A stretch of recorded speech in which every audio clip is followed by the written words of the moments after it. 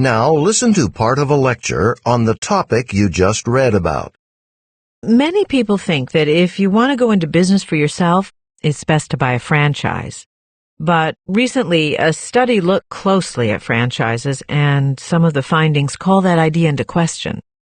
One interesting point was that many franchise contracts force franchise owners to buy very specific goods and services, and those goods and services tend to be overpriced.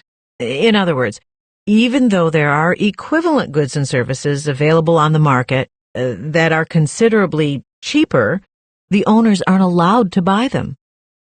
Another point was about advertising.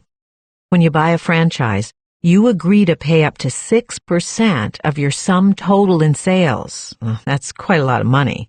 One thing you're supposed to get in return for this money is that the company does the advertising for you. But the company doesn't advertise your business.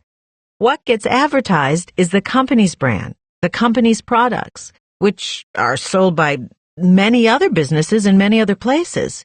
It turns out individual franchise owners mostly get very little benefit, much less than they would get by spending even half that money to advertise their own business directly. Finally, the biggest issue? Security. Starting a franchise is not the most secure option out there. True, it's less risky than starting an independent business, but there's a third option that the passage didn't talk about. You can buy an already existing independent business from a previous owner.